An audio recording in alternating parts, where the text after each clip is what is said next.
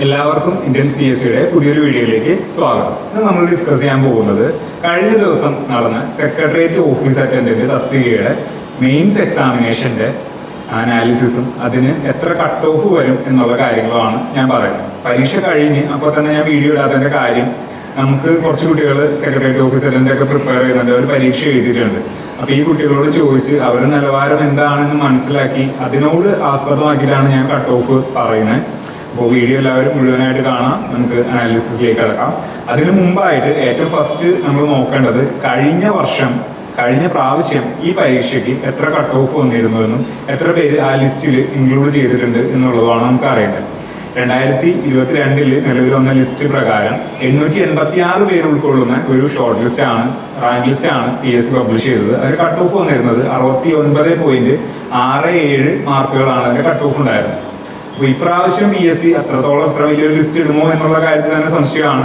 886 പേര് നമ്മുടെ ലിസ്റ്റിൽ ഉൾപ്പെടുന്ന തരത്തിൽ നമുക്ക് ആ ഒരു പരീക്ഷ എഴുതിയിട്ടുണ്ടെങ്കിൽ എത്ര വരും അതിന്റെ കട്ട് ഓഫ് എന്നുള്ള കാര്യങ്ങളാണ് നമുക്ക് നോക്കുന്നത്. അതൊരു റൗണ്ട് ചെയ്ത് ഒരു 1000 പേര് ആ ഒരു പരീക്ഷയുടെ ലിസ്റ്റിൽ ഉൾക്കൊള്ളിച്ചിട്ടുണ്ടെങ്കിൽ എത്ര പേരായിരുന്നു വരിക, അല്ലെങ്കിൽ എത്ര മാർക്ക് വരും എന്നുള്ളത് വെച്ചിട്ട് നിങ്ങളത് കണക്ക് കൂട്ടാം.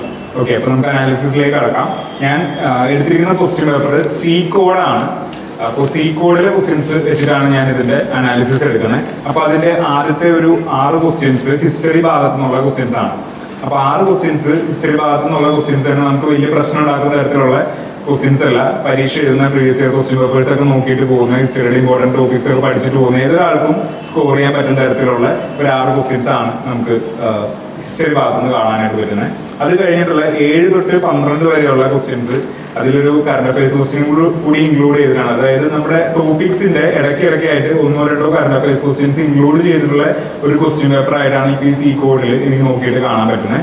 അപ്പൊ 7 തൊട്ട് 12 വരെയുള്ള ക്വസ്റ്റ്യൻസ് കറണ്ട് അഫയേഴ്സ് ഇൻക്ലൂഡ് ആക്കി ജിയോഗ്രഫി ഭാഗത്തു നിന്നുള്ള ക്വസ്റ്റ്യൻസ് ആണ്. അതും വലിയ ആരെയും ബുദ്ധിമുട്ടിക്കുന്ന തരത്തിലുള്ള ഒരു ക്വസ്റ്റ്യൻ പേപ്പർ അല്ല, ഈ ക്വസ്റ്റ്യൻസ് അല്ല നമുക്ക് ജിയോഗ്രഫി ഭാഗത്തുനിന്നും കാണാനായിട്ട് പറ്റുന്നത്. എല്ലാവർക്കും തന്നെ അത് ഉത്തരം എഴുതാനായിട്ട് കിട്ടിയിട്ടുണ്ട്. SC ആയിട്ടൊക്കെ നന്നായിട്ട് വായിച്ചിട്ട് പോയിട്ടുള്ള ആളുകൾക്കും പ്രീവിയസ് ഇയർ ക്വസ്റ്റ്യൻ പേപ്പേഴ്സ് നോക്കുന്നവർക്കും സിമ്പിൾ ആയിട്ട് ആൻസർ ചെയ്യാൻ പറ്റുന്ന ക്വസ്റ്റ്യൻസ് ആണ് ജിയോഗ്രഫി ഭാഗത്ത് നിന്ന് വന്നിട്ടുള്ളത്. മൂന്നാമത്തെ സെറ്റ് 13 തൊട്ട് 19 വരെയുള്ള ക്വസ്റ്റ്യൻസ് വന്നിട്ടുള്ളത് എക്കണോമിക്സ് ഭാഗത്തു നിന്നാണ്. എക്കണോമിക്സിന് നമുക്ക് ആർക്കും വലിയ പ്രശ്നം ഉണ്ടായിട്ടുള്ള ക്വസ്റ്റ്യൻസ് അല്ല.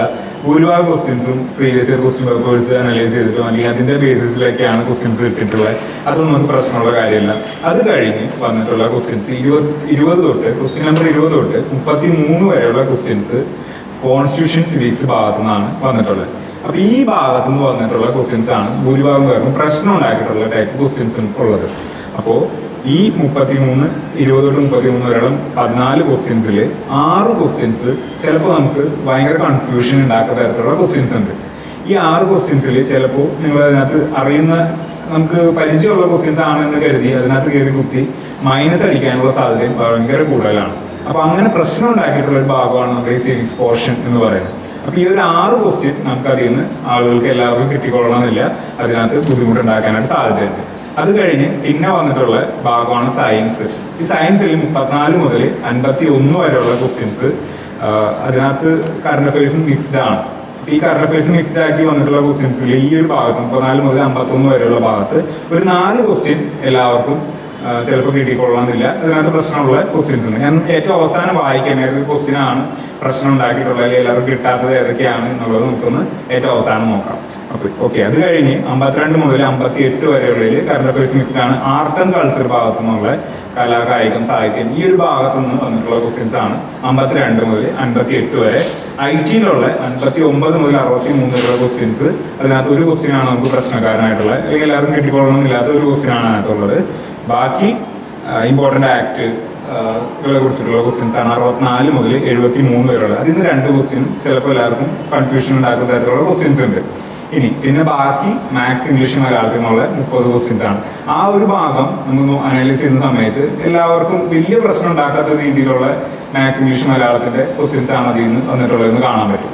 അപ്പൊ ഇതിനൊരു ക്വസ്റ്റ്യന് ആൻസർ ഇല്ല എന്നാണ് പറയുന്നത്. ബാക്കിയുള്ള ക്വസ്റ്റ്യൻസ് ഒക്കെ തന്നെ എല്ലാവർക്കും കിട്ടിയിട്ടുണ്ടാവും. ഇംഗ്ലീഷ് അതേപോലെ തന്നെ വൊക്കാബുലറി എന്ന് വന്നിട്ടുള്ള ചിലപ്പോൾ 2 ക്വസ്റ്റ്യൻ എല്ലാവർക്കും കിട്ടിക്കൊള്ളണമെന്നില്ല. ഇംഗ്ലീഷൊക്കെ അത്യാവശ്യം അറിയുന്ന കുട്ടികൾക്കാണ് അത് കിട്ടിയിട്ടുണ്ടാവുക, ബാക്കിയുള്ള 2 കുട്ടികൾ അറ്റൻഡ് ചെയ്തിട്ടുണ്ടാവില്ല. മലയാളം വലിയ കുഴപ്പമില്ലാണ്ട് എല്ലാവർക്കും തന്നെ കിട്ടിയിട്ടുണ്ട്. 9 മാർക്കൊക്കെ അതിനകത്തുനിന്ന് വാങ്ങിക്കാൻ പറ്റുമായിരുന്നു എന്നാണ് കുട്ടികളോട് ചോദിച്ചപ്പോൾ അവർ പറഞ്ഞത്. അപ്പോൾ ഇതിന്റെ ബേസിസിൽ നമുക്കൊന്ന് നോക്കാം എത്ര ക്വസ്റ്റ്യൻസ് ഓരോരോ മേഖലയിൽ നിന്ന് നിങ്ങൾക്ക് സ്കോർ ചെയ്യാൻ പറ്റുമായിരുന്നു എന്നുള്ള കാര്യം നമുക്കൊന്ന് നോക്കാം. ഏറ്റവും ഫസ്റ്റ് നമുക്ക് മാത്സ് ഇംഗ്ലീഷ് മലയാളത്തിന്റെ കാര്യം നോക്കാം. മലയാളം എല്ലാവർക്കും കിട്ടിക്കൊള്ളണമെന്ന് ഇല്ല എന്ന് പറഞ്ഞാൽ ഒരു ക്വസ്റ്റ്യനെ ചിലപ്പോൾ ഉള്ളൂ, ഒരു ക്വസ്റ്റ്യനാണ് ഡൗട്ട് വരാനായിട്ട് സാധ്യതയുള്ളൂ. അത് ഏതാണ് മാർക്ക് പ്ലസ് ഉന്നതം എന്നുള്ള ആ ഒരു ക്വസ്റ്റ്യൻ, അതാണ് ചോദിച്ചവര് ഭയങ്കര കൺഫ്യൂഷൻ ആയിട്ട് പറഞ്ഞത്. ബാക്കിയുള്ള 9 മാർക്കും വലിയ പ്രശ്നമില്ല എന്നാണ് അറിഞ്ഞത്. പിന്നെ ഉള്ളത് അപ്പൊ മലയാളത്തിൽ നിന്ന് ഒരു 9 മാർക്ക് നമുക്ക് എല്ലാവർക്കും കിട്ടുന്ന തരത്തിൽ നമുക്കൊന്ന് എഴുതി കൂട്ടാം. പിന്നെ ഉള്ള ഇംഗ്ലീഷിന്റെ 2 ക്വസ്റ്റ്യൻസ് എന്ന് പറയുന്നത് which of the following words is closest in meaning to delinquent. Delinquent എന്ന് പറയുന്ന വാക്കിനോട് കൂടുതൽ അടുത്ത് നിൽക്കുന്ന ആൻസർ ഏതാണെന്നുള്ളത്. അത് ചിലപ്പോൾ ഇംഗ്ലീഷിന്റെ വൊക്കാബുലറി പാർട്ട് ആയതുകൊണ്ട് തന്നെ എല്ലാവർക്കും കിട്ടിക്കൊള്ളണമെന്നില്ല. അപ്പൊ ആ ക്വസ്റ്റ്യൻ നമുക്കൊന്ന് മാറ്റി നിർത്താം. അതുപോലെ തന്നെ അതിന്റെ അടുത്ത് കിടക്കുന്ന ആന്റോണിം ഓഫ് ഡെറലിക്റ്റ് എന്ന് പറയുന്ന ഒരു ക്വസ്റ്റ്യൻ, ഈ ക്വസ്റ്റ്യനും എല്ലാവർക്കും കിട്ടിക്കൊള്ളണമെന്നില്ല. ഇംഗ്ലീഷിൽ അത്യാവശ്യം നോളജ് ഉള്ളവർക്കാണ് ആ ഒരു ക്വസ്റ്റ്യൻസ് ഒക്കെ കിട്ടുക. അപ്പോൾ ആ 2 ക്വസ്റ്റ്യൻസ് ഒന്ന് മാറ്റി നിർത്തി ബാക്കിയുള്ള ക്വസ്റ്റ്യൻസ് ഒക്കെ നമുക്ക് വലിയ പ്രശ്നം ഉള്ള ക്വസ്റ്റ്യൻസ് നമുക്ക് കണ്ടുപിടിച്ചുള്ള പ്രീവിയസ് ഇയർ ക്വസ്റ്റ്യൻ പേപ്പേഴ്സ് ഒക്കെ നോക്കി കഴിഞ്ഞാലൊക്കെ കിട്ടുന്ന തരത്തിലുള്ള ക്വസ്റ്റ്യൻസ് ആണ് ബാക്കിയുള്ള 8. അപ്പോൾ ആ ഭാഗം ഇംഗ്ലീഷിന്റെ 8 മാർക്ക് നമുക്ക് കണക്ക് കൂട്ടാം. അതേപോലെ തന്നെ മാത്സിനകത്ത് എല്ലാവർക്കും ആവറേജ് പഠിക്കുന്ന എല്ലാവർക്കും ഒരു 9 മാർക്ക് കിട്ടിയിട്ടുണ്ടാകും എന്നുള്ള രീതിയിൽ നമുക്ക് കണക്ക് കൂട്ടാം. അപ്പോൾ മാത്സ് ഇംഗ്ലീഷ് മലയാളത്തിൽ നിന്ന് 9, 9, 18, 26 മാർക്കാണ് നമുക്ക് ഓൺ ആവറേജ് നമുക്ക് ഒരു നല്ല ഒരു റാങ്കിൽ എത്തിപ്പെടാൻ വേണ്ട ആൾക്ക് കിട്ടിയിട്ടുണ്ടാകുക എന്നുള്ളത് നമുക്ക് കണക്ക് കൂട്ടാം. ഇനി കോൺസ്റ്റിറ്റ്യൂഷൻ GK പാർട്ടിലേക്ക് വരുന്ന സമയത്ത് അവിടെയാണ് കുറച്ചധികം പ്രശ്നങ്ങളുള്ളത്. അപ്പോൾ എല്ലാവർക്കും കിട്ടുന്ന ക്വസ്റ്റ്യൻസും കിട്ടാത്ത ക്വസ്റ്റ്യൻസും നമുക്കൊന്ന് മാറ്റി ഒന്ന് എഴുതി നോക്കാം. കോൺസ്റ്റിറ്റ്യൂഷന്റെ 20 തുടങ്ങി 33 വരെയുള്ള ചോദ്യങ്ങളിൽ ഉള്ള ആകെ 14 ചോദ്യങ്ങളിൽ ഒരു 6 ക്വസ്റ്റ്യൻസ് പ്രശ്നക്കാരനാണ്. ഒന്ന്, 3-ാം മോഡി ഗവൺമെന്റ് രൂപീകരിച്ച 8 ക്യാബിനറ്റ് കമ്മിറ്റികളിൽ പ്രധാനമന്ത്രി അംഗമല്ലാത്ത കമ്മിറ്റി ഏതാണ് എന്നുള്ളത് നമുക്ക് നന്നായിട്ട് തന്നെ കോൺസ്റ്റിറ്റ്യൂഷൻ നോക്കുന്ന കുട്ടികൾക്ക് അത് കിട്ടിയിട്ടുണ്ടാവുള്ളൂ. അല്ലാതെ ചെറുത് റാങ്ക് ഫയൽസ് ഒക്കെ വായിച്ചു നോക്കുന്ന അല്ലെങ്കിൽ അത് മാത്രം പഠിച്ചിട്ട് പോകുന്നവർക്ക് എത്ര പേർക്ക് അത് കിട്ടിയിട്ടുണ്ടാവും എന്നുള്ള കാര്യത്തിൽ എനിക്ക് സംശയമുണ്ട്. അപ്പോൾ അത് നമുക്കൊന്ന് ഒഴിവാക്കി വെക്കാം. എല്ലാവർക്കും കിട്ടിക്കൊള്ളും എന്നുള്ള ഒരു ചോദ്യമല്ല അത്. അപ്പോൾ അതൊന്ന് മാറ്റി വെക്കുക. അതേപോലെ തന്നെ കേരള ഇൻസ്റ്റിറ്റ്യൂട്ട് ഓഫ് പാർലമെന്ററി അഫയേഴ്സുമായിട്ട് ബന്ധപ്പെട്ട് ശരിയായ പ്രസ്താവന. കേരള ഇൻസ്റ്റിറ്റ്യൂട്ട് ഓഫ് പാർലമെന്ററി അഫയേഴ്സും നന്നായിട്ട് ഡെപ്തിൽ പഠിച്ചിട്ടുള്ള ആൾക്ക് കിട്ടുന്ന ഒരു ചോദ്യമാണത്. അതേപോലെ തന്നെയാണ് ബാലാവകാശ കമ്മീഷനുമായിട്ട് ബന്ധപ്പെട്ട ശരിയായ പ്രസ്താവന ഏതെന്നുള്ള ചോദ്യം. കേരള ഹൈക്കോടതിയുമായി ബന്ധപ്പെട്ട് ശരിയായ പ്രസ്താവന ഏതാണെന്ന് ചോദിച്ചിട്ടുള്ളതും കൺഫ്യൂഷൻ ഉണ്ടാക്കുന്ന ക്വസ്റ്റ്യൻ ആണ്. നമുക്ക് വായിച്ചിട്ട് നന്നായിട്ട് പഠിച്ചവർക്ക് കിട്ടുള്ളൂ. അതേപോലെ തന്നെ തദ്ദേശ ഗവൺമെന്റുമായിട്ട് ബന്ധപ്പെട്ട ശരിയായ പ്രസ്താവന ഏതാണെന്നുള്ളതും സംസ്ഥാന സാമ്പത്തിക കമ്മീഷനുമായി ബന്ധപ്പെട്ട് ശരിയായ പ്രസ്താവന ഏതാണെന്നുള്ള ഇങ്ങനെ 6 ക്വസ്റ്റ്യൻസ് നമുക്ക് ഈ പറയുന്ന സിവിക്സ് പോർഷനിൽ നിന്ന് ഒന്ന് മാറ്റി വയ്ക്കാം. എല്ലാവർക്കും കിട്ടിക്കൊള്ളണമെന്നില്ല. ബാക്കിയുള്ള ക്വസ്റ്റ്യൻസ് ആണ് എല്ലാവർക്കും കിട്ടിയിട്ടുണ്ടാവുക. അതേപോലെ തന്നെ സയൻസിൽ നിന്നുള്ള ക്വസ്റ്റ്യൻസിൽ 4 ക്വസ്റ്റ്യൻസ് നമുക്ക് എല്ലാവർക്കും കിട്ടിക്കൊള്ളണം എന്നുള്ള ക്വസ്റ്റ്യൻ അല്ല. നമുക്കൊന്ന് നോക്കാം. കറണ്ട് അഫയേഴ്സും ഉണ്ട്. അതേപോലെ ഈ ലോകത്തെ ഏറ്റവും മോശമായ വായു നിലവാരം റിപ്പോർട്ട് ചെയ്ത ബർഹനിഹാട്ട് പട്ടണം ഏത് സംസ്ഥാനത്താണ് കാണുന്നത് എന്നുള്ളത് ചിലപ്പോൾ എല്ലാവർക്കും കിട്ടിക്കൊള്ളണമെന്നില്ല. മനുഷ്യരിലെ പറമ്പിക്കുളം വാർഷിക ജന്തുജാല കണക്കെടുപ്പിൽ പുതിയതായി കണ്ടെത്തിയ ചിന്നത്തവിടൻ, ചെമ്പൻ, വെള്ളിവരയൻ, പളനിപ്പൊട്ടൻ എന്നിവ ഏത് ഇനത്തിൽപ്പെട്ട ജീവികളാണ് എന്നുള്ള ചോദ്യം. അതേപോലെ തന്നെ നാൻസി ഗ്രേസ് റോമൻ ബഹിരാകാശ ദൂരദർശിനി ഏത് ബഹിരാകാശ ഏജൻസിയുമായിട്ട് ബന്ധപ്പെട്ടിരിക്കുന്നു എന്നുള്ള ക്വസ്റ്റ്യൻ. ലോകത്തിലെ 4ാം തലമുറ ആണവ റിയാക്ടർ ആരംഭിച്ച രാജ്യം ഏതാണ് എന്നുള്ള ക്വസ്റ്റ്യൻ. അങ്ങനെ ഒരു 4 ക്വസ്റ്റ്യൻ നമുക്ക് ഈ പറയുന്ന സയൻസ് ആൻഡ് ടെക് എന്നുള്ള അല്ലെങ്കിൽ സയൻസ് ഭാഗത്തു നിന്നുള്ള ക്വസ്റ്റ്യൻസിൽ നിന്ന് നമുക്ക് മാറ്റി വയ്ക്കാം. ആർട്ട് ആൻഡ് കൾച്ചറിലും ഇതേപോലെ തന്നെ ഉള്ള കറണ്ട് അഫയേഴ്സ് നമുക്ക് കൺഫ്യൂസിങ് ആക്കുന്ന ക്വസ്റ്റ്യൻസ് ഉണ്ട്. കേരള ഒളിമ്പിക് അസോസിയേഷന്റെ ഇപ്പോഴത്തെ അധ്യക്ഷൻ ആരാണ് എന്നുള്ളത് ചിലപ്പോൾ എല്ലാവർക്കും കിട്ടിക്കൊള്ളണം എന്നുള്ള ഒരു ക്വസ്റ്റ്യൻ അല്ല. അതേപോലെ തന്നെ ഇക്കോ ടൂറിസം പോയിന്റായി പ്രഖ്യാപിക്കാൻ പോകുന്ന കിദൂർ പക്ഷിഗ്രാമം ഏത് ജില്ലയിലാണ് എന്നുള്ള ചോദ്യം നമുക്ക് എല്ലാവർക്കും കിട്ടിക്കൊള്ളണമെന്നില്ല. അപ്പം അങ്ങനെ ആ ഒരു 2 ക്വസ്റ്റ്യൻ അവിടെ നിന്ന് മാറ്റി വയ്ക്കുക. IT എന്നുള്ള ഒരു ക്വസ്റ്റ്യനും ഇതുപോലെ തന്നെയുണ്ട്. താഴെ തന്നിരിക്കുന്ന പ്രസ്താവനകളിൽ ശരിയായവ തിരഞ്ഞെടുക്കുക എന്നുള്ളത്. പ്രസന്റേഷൻ സോഫ്റ്റ്വെയറിൽ പുതിയ സ്ലൈഡ് ചേർക്കുന്നതിനുള്ള ഷോർട്ട് കട്ട് Ctrl+M ആണ് എന്നാണ് ചോദ്യം. അത് ചിലപ്പോൾ കമ്പ്യൂട്ടറിനെ കുറിച്ച് നന്നായിട്ട് അറിയുന്നവർക്ക് മാത്രം ഉത്തരം എഴുതാൻ പറ്റുന്ന ഒരു പ്രസ്താവനയാണ്. അപ്പോൾ അതൊന്ന് മാറ്റി വയ്ക്കാം. അതേപോലെ തന്നെ ഇമ്പോർട്ടൻ്റ് ആക്ട്സിൽ ലൈംഗിക പോക്സോ ആക്ടിനെ കുറിച്ചിട്ട് ചോദിച്ചിട്ടുള്ള ചോദ്യം കൺഫ്യൂസിങ് ആണ്. അതേപോലെ തന്നെ 58ാമത് കടുവാ സംരക്ഷണ കേന്ദ്രം Madhavan national park current affairs നന്നായിട്ട് ഫോളോ ചെയ്യുന്ന ആളുകൾക്ക് മാത്രം എഴുതാൻ പറ്റുന്ന ഒരു ചോദ്യമാണ്. അപ്പോൾ ഇങ്ങനെ നമുക്ക് മൊത്തത്തിൽ ഈ ഒരു 70 മാർക്ക് GK പാർട്ടും 30 മാർക്ക് ഇംഗ്ലീഷ് മാത്സ് മലയാളത്തിൽ നിന്നും 26 മാർക്ക് ഈ പറഞ്ഞ 30 മാർക്കിൽ നിന്ന് മാറ്റി നിർത്തിയ ബാക്കി 70 മാർക്കിൽ നിന്ന് ഒരു 16 ക്വസ്റ്റ്യൻസ് എല്ലാവർക്കും ഉത്തരം എഴുതാൻ പറ്റുന്ന തരത്തിലുള്ളതായിരുന്നില്ല. അപ്പോൾ ആ ഒരു 70 നിന്ന് ഉള്ള നമുക്ക് മാറ്റി നിർത്തപ്പെട്ട് കഴിഞ്ഞാൽ നമുക്ക് കിട്ടുന്ന മൊത്തം മാർക്ക് എന്ന് പറയുന്നത് ഒരു 54 മാർക്ക് GK പാർട്ടിൽ നന്നായിട്ട് പ്രിപ്പയർ ചെയ്ത ഒരു ഉദ്യോഗാർത്ഥിക്ക് കിട്ടുന്ന മാർക്കാണ്. ബാക്കി 26 മാർക്ക് മാത്സ്, ഇംഗ്ലീഷ്, മലയാളം നന്നായിട്ട് പഠിക്കുന്ന ഒരു കുട്ടിക്ക് കിട്ടുന്ന മാർക്കാണ്. അപ്പോൾ ഈ 54ഉം 26ഉം കൂടി കൂട്ടിക്കഴിഞ്ഞാൽ നമുക്ക് കിട്ടുന്നത് 80 മാർക്ക്.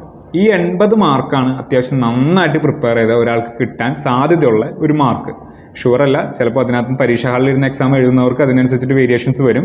പക്ഷേ ഏറ്റവും നന്നായിട്ട് പ്രിപ്പയർ ചെയ്ത് ഒരാൾക്ക് കിട്ടുന്ന മാർക്ക് എന്ന് പറയുന്നത് ഈ പരീക്ഷയിൽ ഒരു 80-80നോട് അടുത്ത് എന്നുള്ള ഒരു മാർക്കാണ്.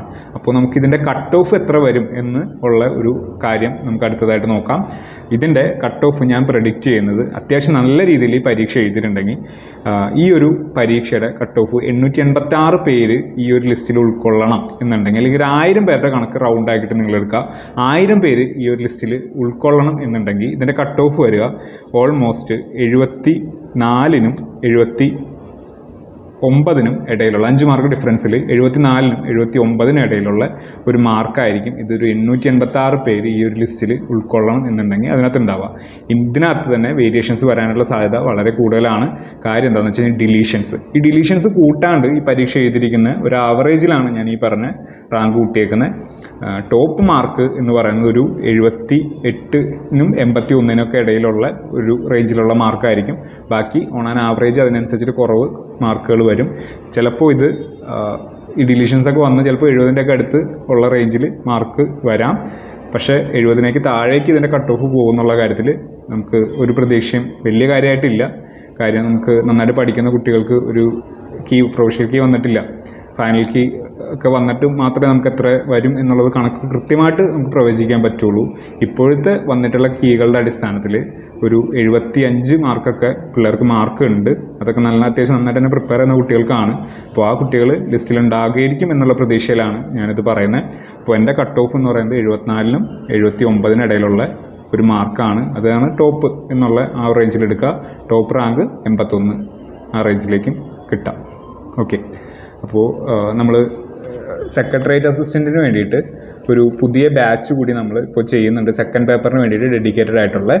അപ്പോൾ ആ ഒരു ബാച്ചിൽ നിങ്ങൾക്ക് ചേരാൻ താല്പര്യം ഉണ്ടെന്നുണ്ടെങ്കിൽ നമ്മുടെ ഇന്ത്യൻസിൻ്റെ ടെലഗ്രാം ചാനലിൽ ജോയിൻ ചെയ്യുക. അതിനകത്ത് ഡീറ്റെയിൽസ് ഉണ്ട്.